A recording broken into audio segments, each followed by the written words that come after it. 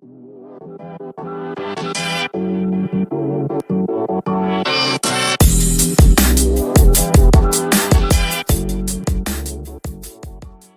right, so you're looking into getting a hypoallergenic dog. Uh-huh. Very cool. Yeah. And you're clearly doing your homework, which is awesome. Right. You sent over a couple of really interesting things. Yeah. A deep dive on hypoallergenic dogs from Pawsportal. Okay. And then this guide to their podcast, which also seems to be about dogs. Sounds like it, yeah. Lots to unpack here. It does seem like we've got a lot to dig into about dogs today. I'm excited to see where this deep dive takes us. Me too. Now, I think a lot of people, myself included, used to think hypoallergenic just meant it doesn't shed. But this Pawsportal article sets us straight right away. Yeah, what's interesting is that it's not just about the shedding. Right. It's about a specific protein. Oh, okay. Called CANF1. CANF1. And it's found in a dog's dander, saliva, and urine. Wow. And get this, it's what actually triggers the allergic reaction in humans.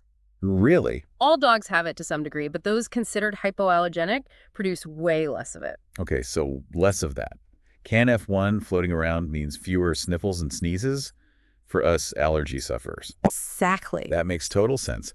But then the article goes on to say that shedding does matter. Yes. Which seems kind of confusing. Can you break that down for us? Absolutely. Imagine this. A dog might not produce much CANF1, but if they're shedding like crazy, that little bit of protein is going to be everywhere. Oh. Think of it like this shedding acts as a dander distribution system. Ah, okay. The article even calls out Huskies and German Shepherds as heavy shedders. Right. Probably not the best choice if you're trying to minimize allergens. So it's a double whammy, the amount of CANF1 and how much it's being spread around. Exactly. Gotcha. Now, the article also dives into this whole hair versus fur thing, which I've always been curious about. Is there really a difference? There is. Yeah. Dogs with hair, like poodles, have coats that grow continuously, similar to human hair. Okay. And here's the key. That continuously growing hair actually traps the dander more effectively than fur, which sheds in cycles. Interesting. So you've got less dander floating around to trigger those allergies. That's fascinating. So it's not just about the amount of shedding. Right. But the type of coat, too. Exactly. Now, speaking of poodles, the article mentions that even Obama had a hypoallergenic dog, a Portuguese water dog. Oh, wow. Looks like they have the presidential seal of approval. That's right.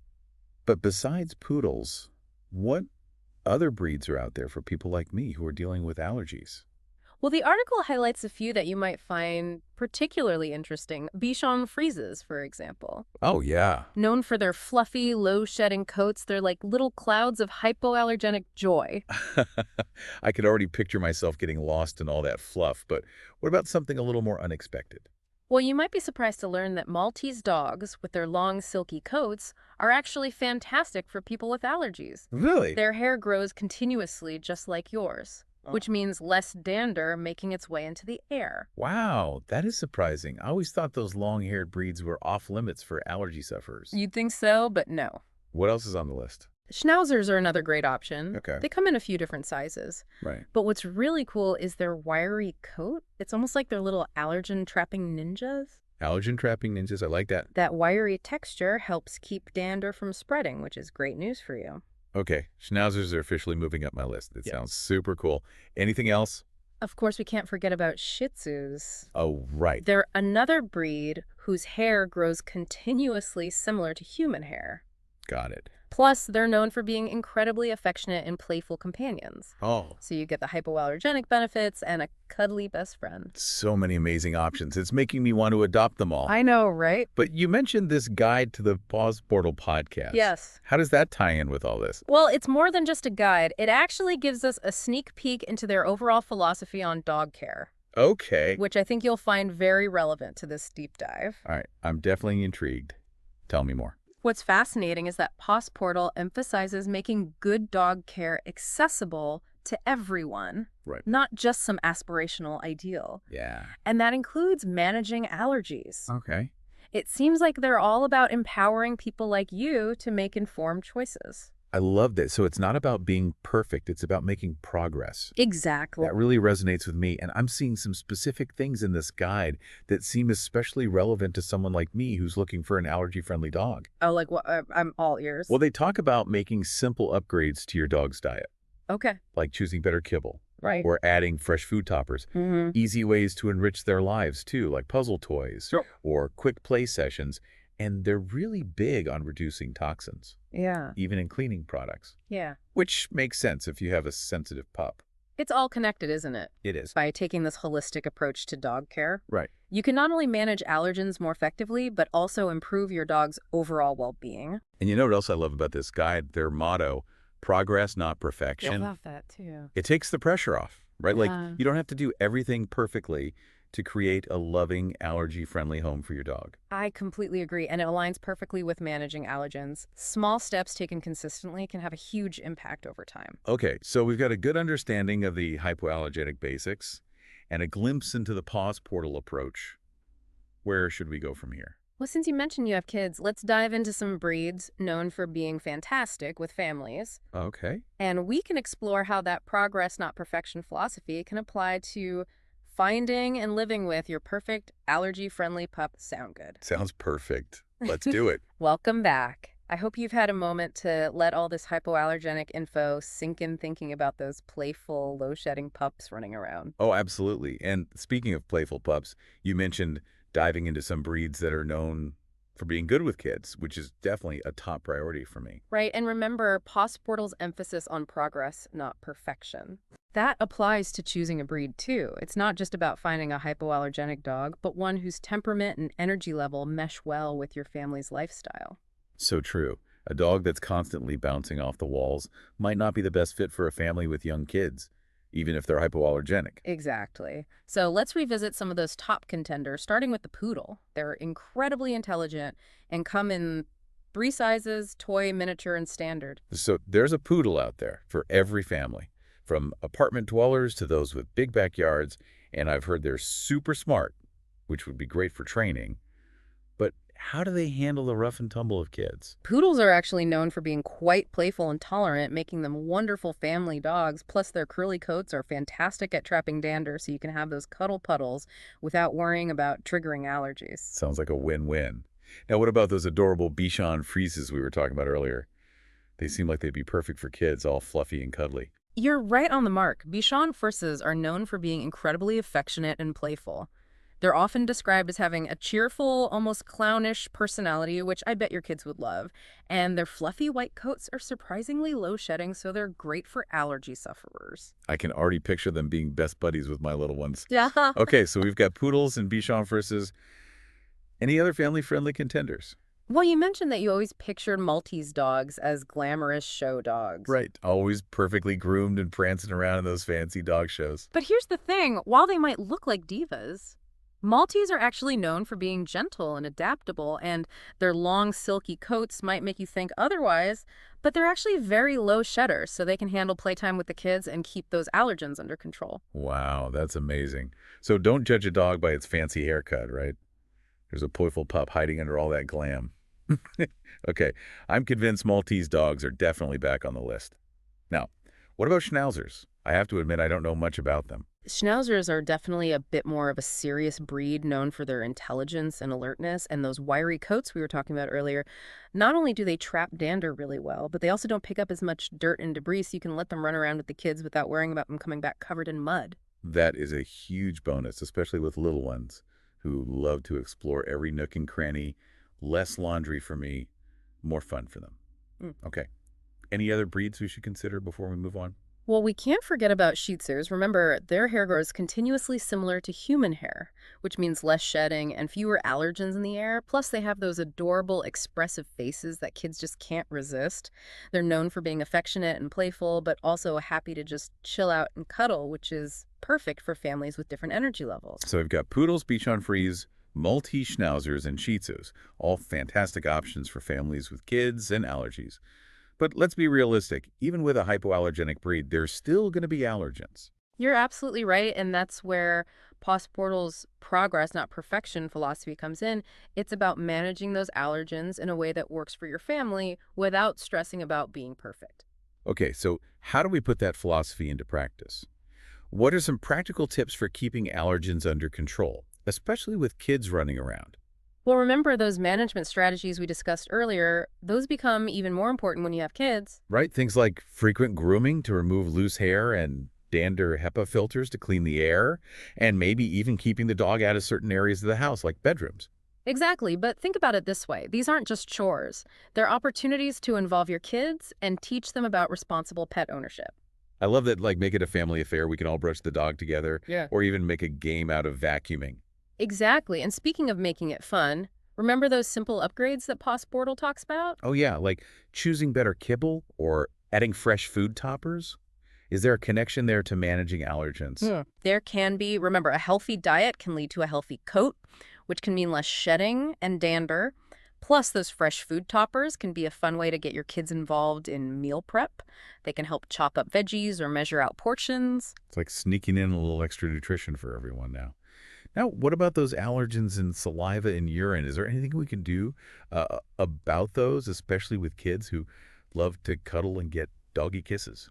Unfortunately, there's not much we can do to control those directly, but we can manage our exposure, teaching your kids to wash their hands after playing with the dog, and maybe discouraging those face licks can make a big difference. And remember, progress, not perfection. So true. It's all about finding a balance that works for your family. Now, I'm curious, is there anything we can do around the house to minimize allergens beyond just cleaning? Absolutely. Think about creating allergen-free zones, like keeping the dog out of bedrooms or maybe having a dedicated play area where the dog isn't allowed. That's a great idea. It gives everyone a little space to breathe, literally. And speaking of breathing easy, I'm feeling much more relaxed knowing that it's not about eliminating every single allergen, but about making smart choices and managing things in a way that works for our family. That's the spirit. And remember, involving your kids in the process can make it even more fun and rewarding for everyone. Okay, so we've covered breeds and management tips for families with kids. Where should we head next on this deep dive? Well, we've talked a lot about finding the perfect hypoallergenic dog, but where do we actually find them? Are we talking breeder shelters, online resources? I'd love to explore those options. You read my mind. Let's dive into the wonderful world of finding your furry soulmate. All right, so we're ready to find our perfect hypoallergenic pup. The Yeah. kids are excited, I'm excited, and I'm sure plenty of adorable dogs are out there waiting for their forever homes. But Yeah. where do we even begin? You mentioned breeder shelters, online resources. Help me navigate this. There are so many paths to finding your perfect match. It's kind of like choosing your own adventure, but with much cuter companions. I love that analogy. Okay, so let's say we decide to go the breeder route. What are some things we should be looking for to make sure we're working with someone reputable and ethical? That's a great question, and it's super important. You want to find a breeder who prioritizes the health and well-being of their dogs above everything else. Right. They should be knowledgeable about the breed, provide health certifications for the puppies and parents, and be happy to answer all your questions, even the ones that feel silly. So it's not just about finding a cute puppy. It's about finding a breeder who's truly invested in the long-term health and happiness of their dogs. And since we're talking about hypoallergenic breeds, I imagine it's important to ask about the parent's temperament and any history of allergies in their lineage, right? You're spot on. A responsible breeder will be transparent about those things and might even have records or test results to share. They should also be willing to talk about the socialization and early training the puppies have received, especially if you have young children. Right, because a well-adjusted puppy is a happy puppy, and a happy puppy is less likely to trigger allergies with stress-induced shedding. Okay, so breeders are one option. Yeah. But what about those of us who are drawn to the idea of giving a dog a second chance? Are there rescues that specialize in hypoallergenic breeds? Absolutely. There are rescue groups dedicated to specific breeds, and they often have dogs of all ages looking for their forever homes. Yeah. It's a wonderful way to welcome a dog into your family while also supporting a great cause. I love that. And I bet those rescue organizations can offer insights into a dog's personality and any potential allergy triggers based on their time in foster care, right? Exactly. They've gotten to know these dogs on a personal level and can help you find the perfect fit for your family's lifestyle and allergy needs. Plus, they can provide guidance on training and management, setting you up for success from day one. That's so reassuring. Now, you also mentioned online resources. I'm thinking of sites like Pet Finder and Adopt a Pet.